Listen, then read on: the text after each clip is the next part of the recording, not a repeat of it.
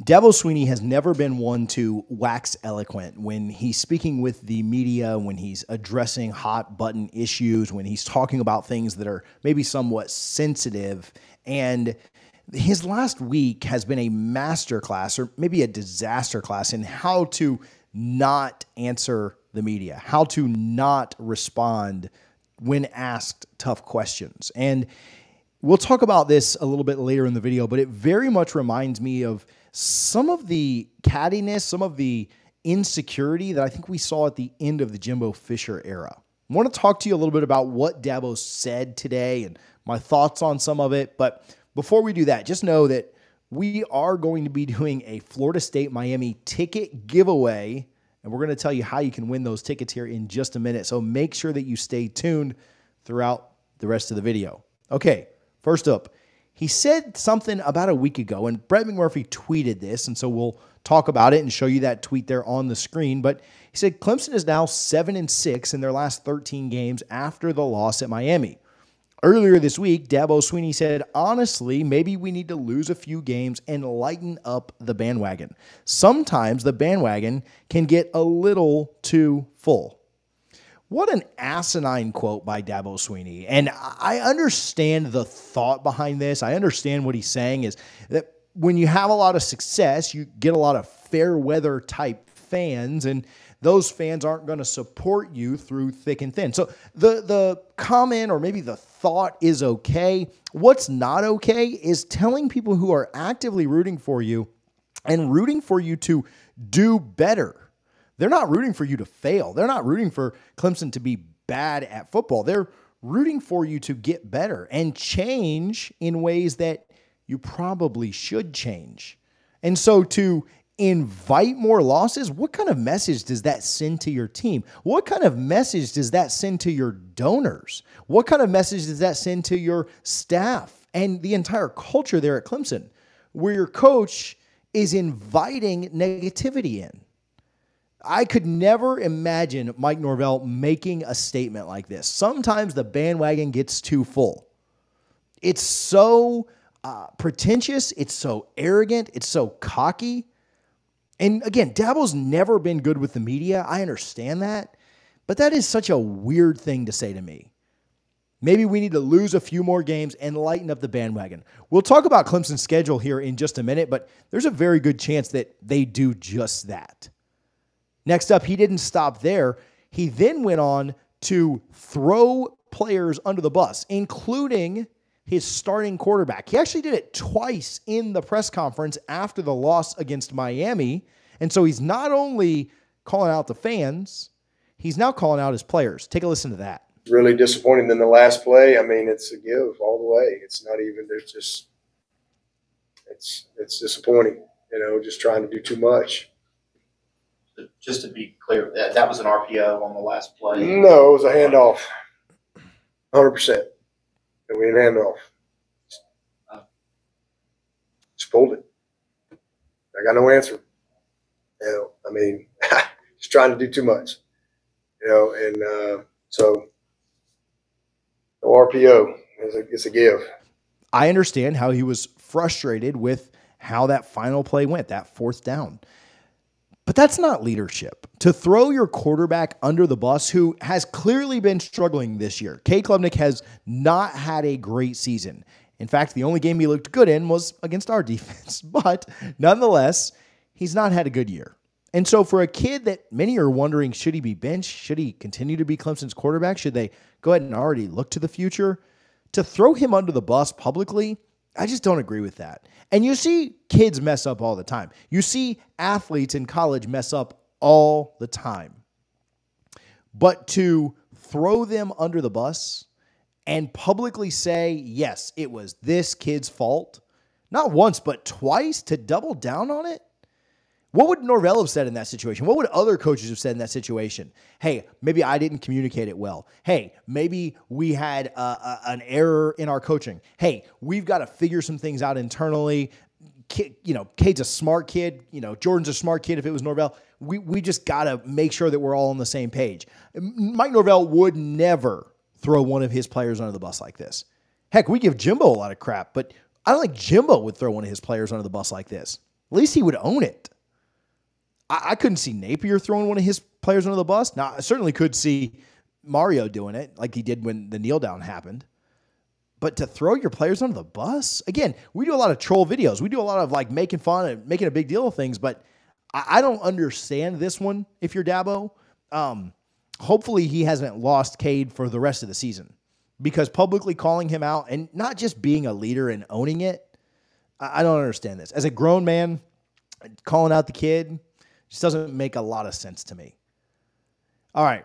We told you about this. Let's have a little fun. Let's give away some tickets to the Miami-Florida State game, November 11th. We are doing that with our partners over at NAP Accident and Injury Law. It's a Florida State-Miami ticket giveaway. You'll win free tickets to the FSU versus Miami football game in Doak Campbell Stadium. Again, that's November 11th. We're going to announce the winner in just a couple of weeks. We'll announce the winner that Sunday on the live show on November 5th.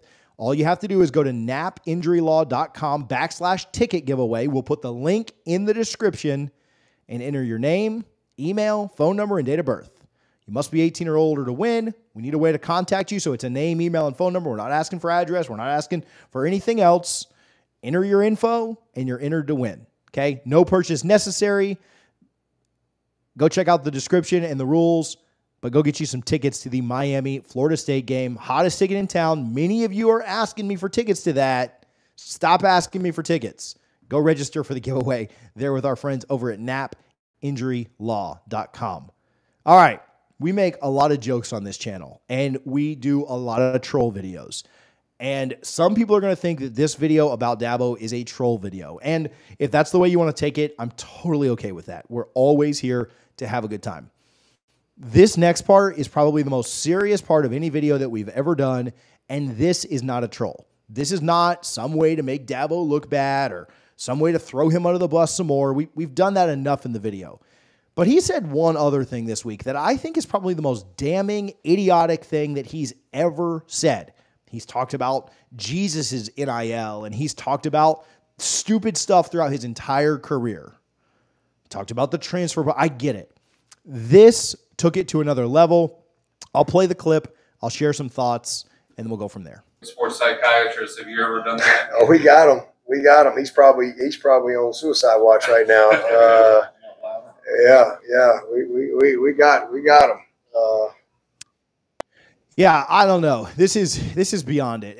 If you missed it, they asked if he had like a sports psychiatrist, a team psychiatrist, mental health, and he made a joke about suicide. And in a day and age where we are trying to prioritize the mental health of athletes like we never have before, literally during Mental Health Awareness Month, this is not the kind of joke that one should make. Suicide is one of the leading causes of death in student athletes and college-age students, and it should never be joked about. It should not be flippantly joked about. There are a lot of things you can poke fun at, and there are a lot of things that you can make jokes about, and there are a lot of things that you can have a ha-ha laugh funny about. But there are literally kids taking their own lives just about every day in our country. And for this to be a topic of a joke is asinine. Now, fortunately, he did come out and apologize for this. But even the apology doesn't make up for the fact that it happened. You cannot say things like this ever. And I'm disgusted that he would do it. Again, this is not a troll. This is not a joke. This is not me trying to say that, oh, Dabo this, Dabo that. There's a lot out there that we could troll about. He is a goofball. If we wanted to just have a ha-ha funny, goofy thing, we would do that all day. And we probably will continue to. If anyone that you know or yourself are struggling with any kind of mental health crisis or suicide, you can dial 988 for the suicide lifeline, the crisis lifeline. You can text that number as well. Again, we joke, we laugh, we make a lot of funnies, but that was totally across the line by Dabo this week, and it's probably the worst thing that he's ever said. He made comments during all of the crisis and all of the controversy in 2020. He's made comments about NIL. He's made comments about the transfer portal. All of those are fine. Were they tone deaf? Absolutely. This one crossed a different kind of line, and it was unacceptable. All right. What does Dabo's future look like? Well, he's refused to adapt. And not only with the portal and NIL and other things that we've talked about, but he's refused to adapt in so many ways. And a lot of it is his mindset. And he has never changed who he is as a coach, as a person. And so I don't know what Dabo's future looks like. Remember when we talked about him inviting more losses or wanting more losses to come along? Well, that's certainly going to happen this year. They play against NC State this weekend, then they play Notre Dame. They play Georgia Tech, who beat Miami, who they just lost to last week. They play the best, second best, maybe behind us, offense in the league and UNC. And then they've got a tough game against South Carolina in a rivalry game, who again beat them last year, put up a lot of points against Florida. Not a great team, but a team that could certainly go toe-to-toe with them, it would seem, this year. And so he invited more losses, and he's probably going to get those. Again, I don't want to say that Clemson has completely fallen off, but if you can't see the similarities between where he is right now and where Jimbo was at about 2015, 2016, as things started to slide down, then I think you might be blind to it. I appreciate you guys for tuning in. Again, we do a lot of fun. We do a lot of laughs. Some serious stuff in today's video. We appreciate you for staying with us through that. Make sure that you go and register for those tickets to the Miami-Florida State game. Again, we'll do the giveaway on November 5th on our live show on Sunday. Make sure that you are entered to win. Appreciate you guys. We'll talk to you soon. Go Noles.